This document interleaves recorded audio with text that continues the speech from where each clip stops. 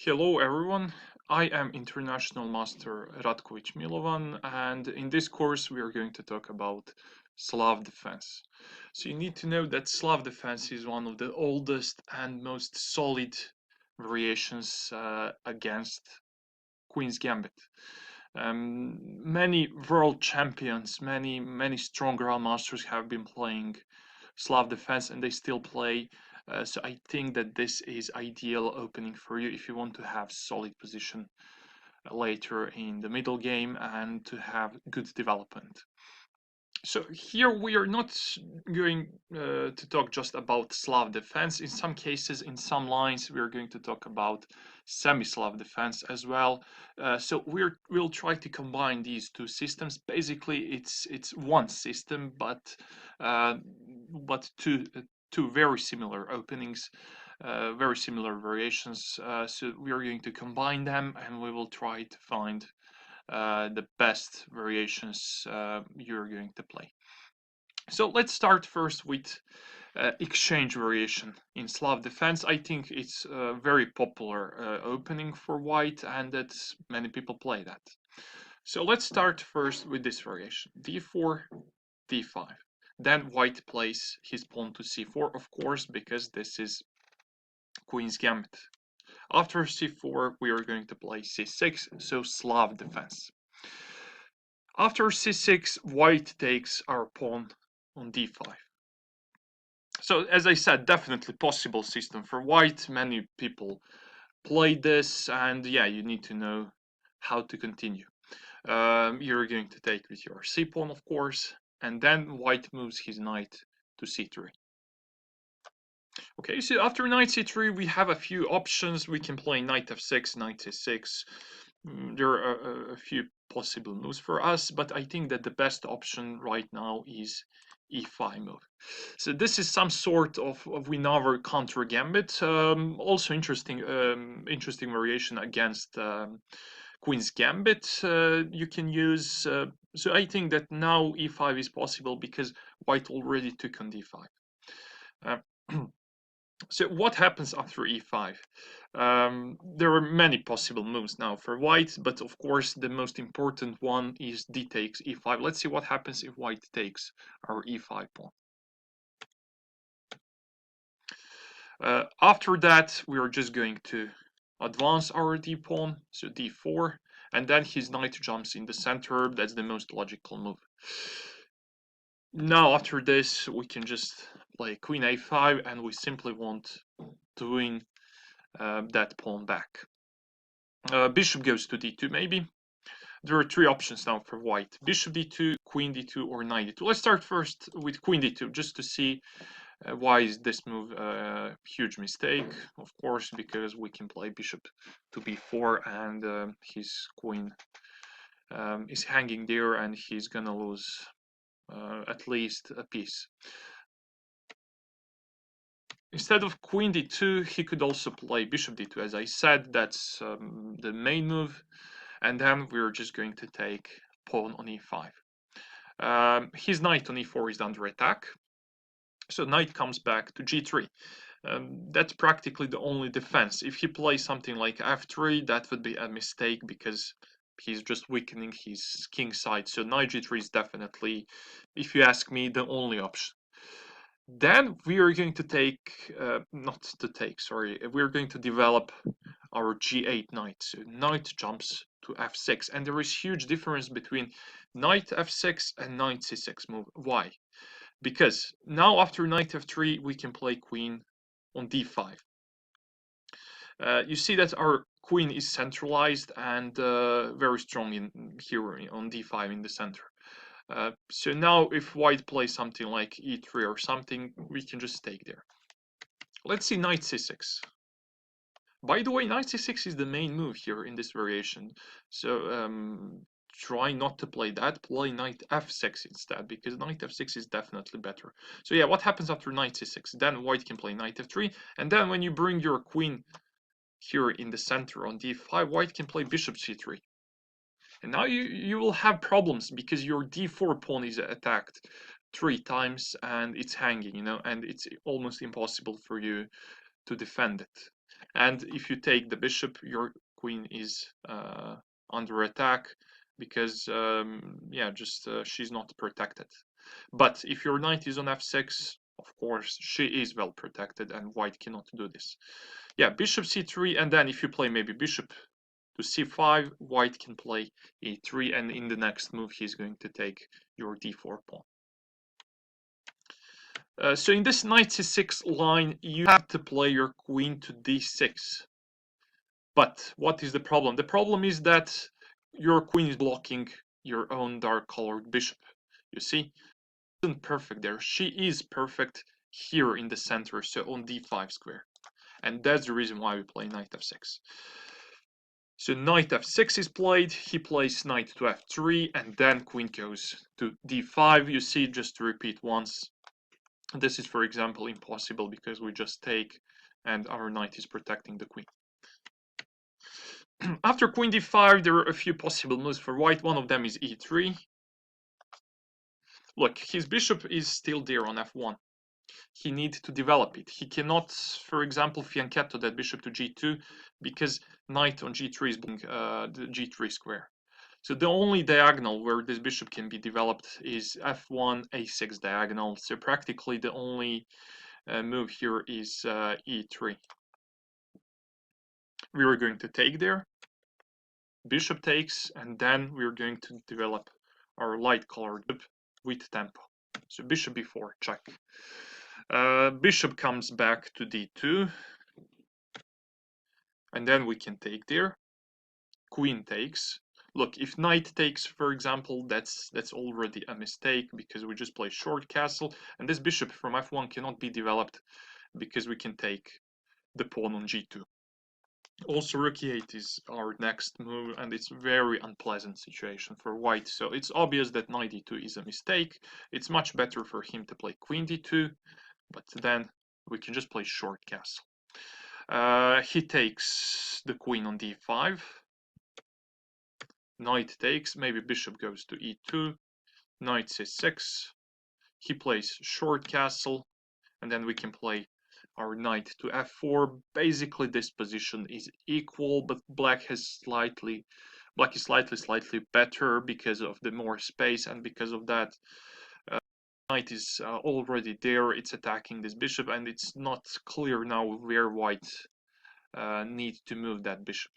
See, so we are maybe threatening to take there, knight takes, and then to play bishop g4, or to develop the new piece with tempo, you know. So, but basically it is equal position, which is good for us because we are black this game, and it's good for us to equalize. Yeah, let's go from beginning just to repeat some things. So white played d4, d5, c4, queen's gambit, and then we played Slav defense, so c6. White took on d4. Black took on d5, and then white played knight to c3. After knight c3, we have chance to play e5. So this is practically in our counter gambit. After e5, white takes there. Black push d4, and white jumps in the center. Queen a5 check. And then we saw queen d2. It's a mistake because he's losing after bishop b4. Bishop d2 is the main move, and then we can take the pawn on e5. Knight comes back to g3, and then remember this move, knight goes to f6. Knight f3 is played for white, and then our queen goes in the center. So we were talking about e3 move. Okay, I this arrow, I cannot move it. Okay, sorry. Yeah, finally. Yeah, we were talking about e3, and that we can take there bishop b4 short castle. We have at least equal position. So what else white can do? Instead of playing e3, he could play his rook to c1. Why? Because now he activates the new piece with tempo. Our bishop on c8 is hanging. Yeah, that's true, but we can also play a very useful move.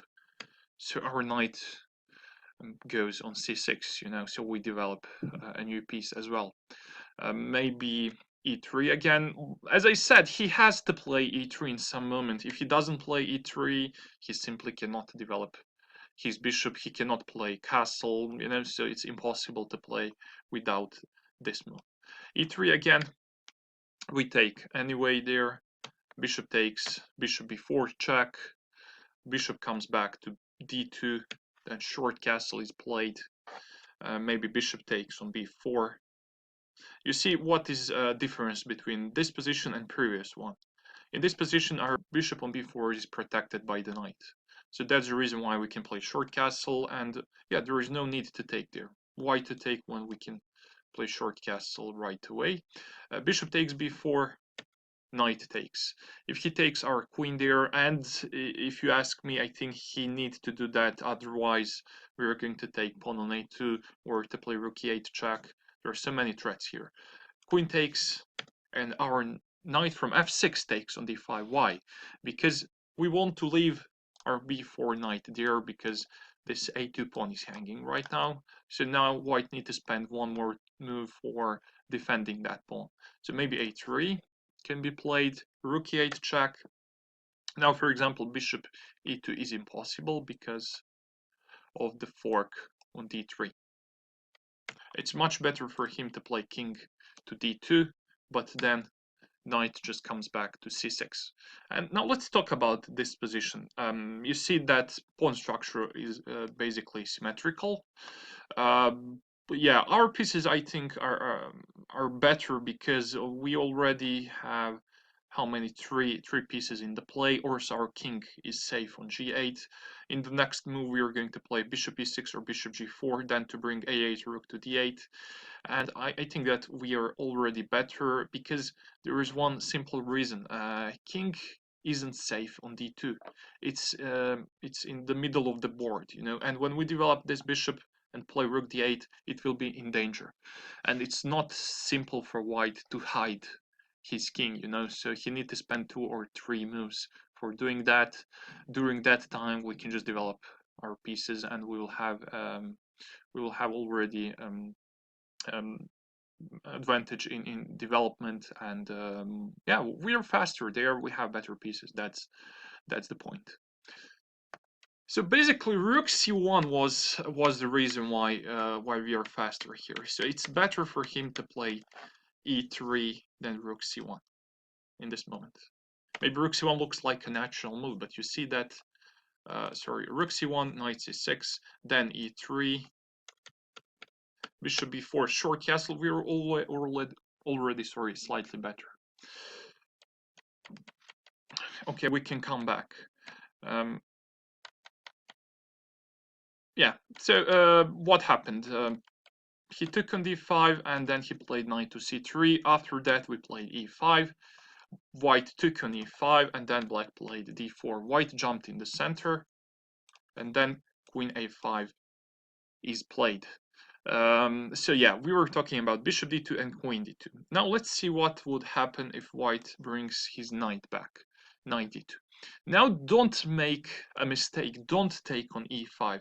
If you do that, white is going to play knight from g1 to f3 with tempo.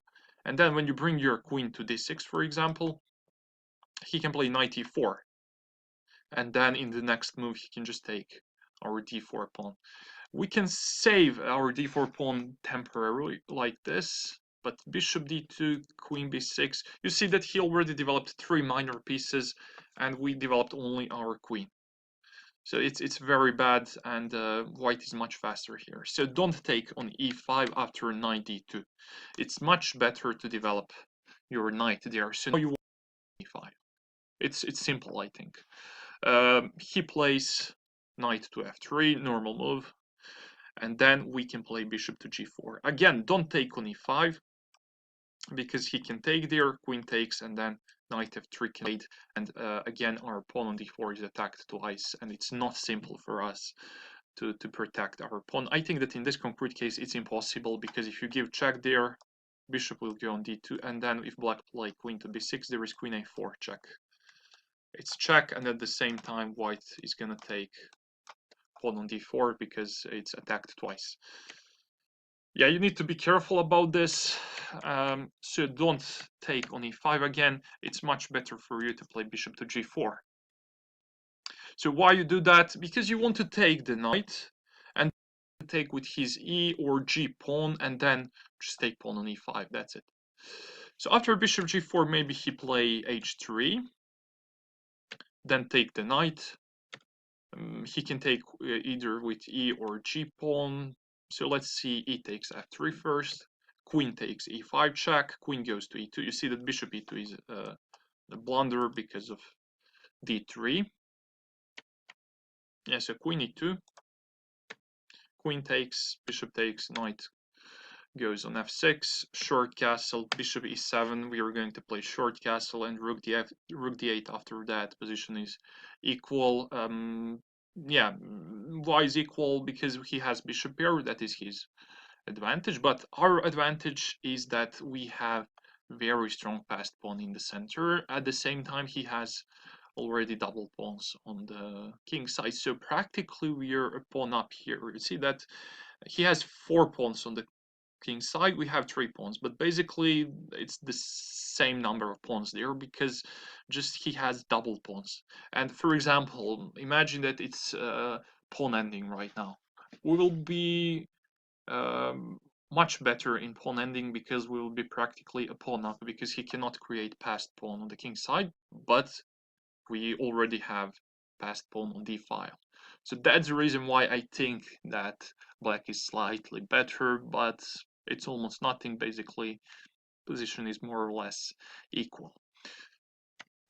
Instead of taking there with e pawn, he could take with g pawn, then just take the pawn on e5, bishop g2, knight f6, short castle maybe, rook goes to d8, maybe queen b3, bishop d6, there is mate threat on h2, f4, and our queen comes back to e7. We want to play short castle, and we will definitely have a good position. Why? Because white already has weakened king side, weakened pawn structure there. You see that this pawn constellation isn't perfect, and that his king isn't quite safe there, you know. So we will try later to create some threats on that side of the board. Yeah, so we basically after queen a5, white plays his knight back, and we don't want to take on e5. First, we're going to play knight c6. Then white develops his knight to f3. Again, we don't want to take there. Instead, we're going to play bishop g4. After bishop g4, yeah, we were talking about h3 move. So what would happen if he played g3? Yeah, almost the same, I think. Bishop takes f3. He has to take with his e pawn. Queen takes e5. Queen e2. Queen takes. Bishop takes bishop e7. Knight f6. So our idea is to play short castle, play rook d8, and it will be the same position as before. We already talked about this. So, okay, so practically we are done with the main line here. So the main line is when white. Okay, this is exchange variation, knight c3, e5. So the main line is d takes e5. So you need to know what to do. Against this, just advance your d pawn, knight jumps in the center. This is the main line, and then you just play queen a5 check. So you need to know what to do after bishop d2, queen d2, knight d2, and I hope that you remember. What would happen if knight brings his knight back to b1? Also, some players do that because they want to avoid main systems. Again, don't. Queen a5 is again possible, but don't do that. It's much better to play knight c6 first. So this knight on b1 is out of play. It's still at the beginning. It's still on b1. So knight c6 is the right move for you. Knight f3 maybe, and then bishop goes to g4. We threaten to take the knight and then to take pawn on e5. So maybe after h3, just take there, and now you can give a check on the e5, because after knight d2, queen e5, queen e2, we will have the same position as before. You remember this. So you need to know that after knight b1, you can wait with queen a5. There is no need to play queen a5 immediately. It's better to play knight c6 first, and then after knight f3, play bishop g4. On h3, you just take the knight. What happens if you play knight from b1 to d2? Now after bishop takes f3, he wants to take with his d knight, and then his e5 pawn will be protected. This you can just play your queen to a5, and we already had the same position before.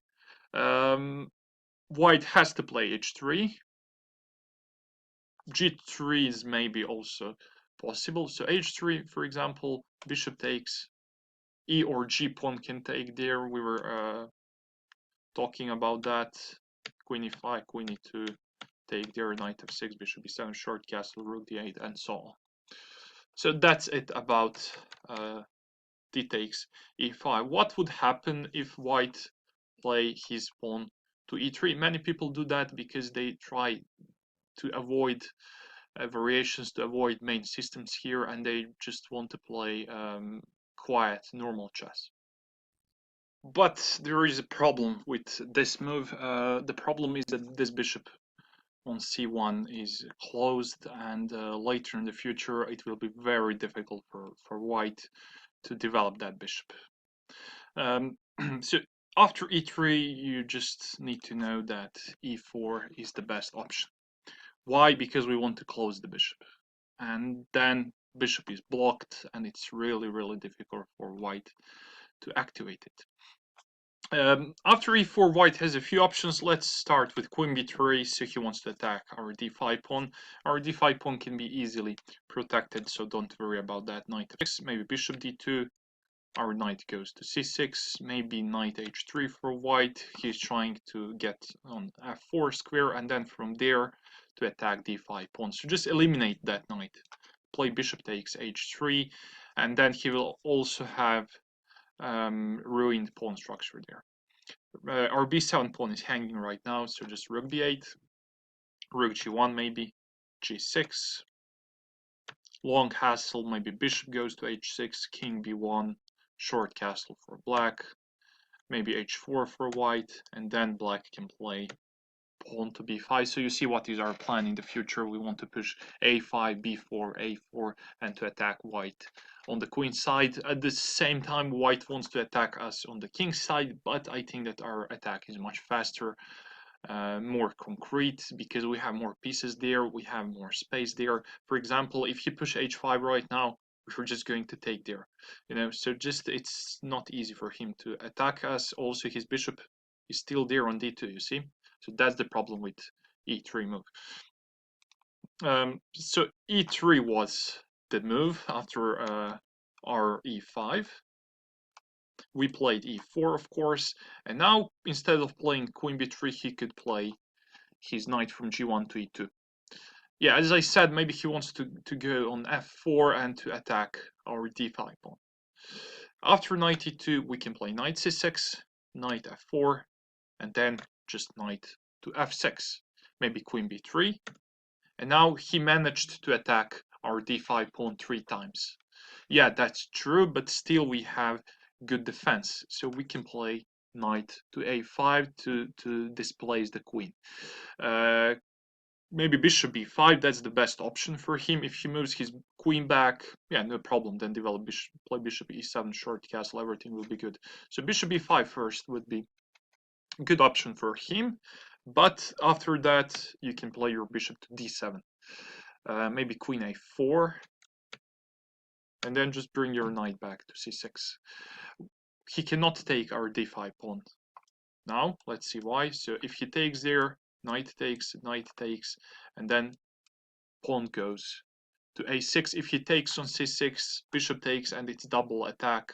Knight to d5 is hanging, and queen on a4 is hanging. If he moves his bishop back, say on e2, you see that there is a pin on e8, a4 diagonal, and we can play our knight to b4. If he moves his queen to b3, then bishop e6 can be played, and white is going to lose his knight on d5. It's not a simple position. I think that white, of course, cannot take on d5. It's better for him to play short castle instead, and then just get rid of the bishop, a6. If bishop takes on c6, You can take either with your bishop or with the pawn. Both moves are possible, but I think that pawn takes c6 is better because now you have connected pawns. You have very good pawn chain in the center. Your next move is definitely bishop d6, short castle, and you have very good play. His bishop is still there on c1, and that's why we are better. If bishop goes back to e2, then bishop d6 again, and short castle. Again, d5 pawn cannot be taken because we can take there, knight takes, and then knight can come back to e7. Queen is hanging there. Queen needs to go somewhere to protect the knight. That square is b3 maybe, but bishop e6 is played, and yeah, knight will fall. So maybe if he play queen a4, then b5, and definitely we're going to take his knight in the center. Okay, yeah, it's important just to know what to play after e3 move. So after e3, push e4, and you will see that he's going to have problems with his bishop on c1, and that would be reason why we are already slightly better here. After e5, there are some other possible moves for white.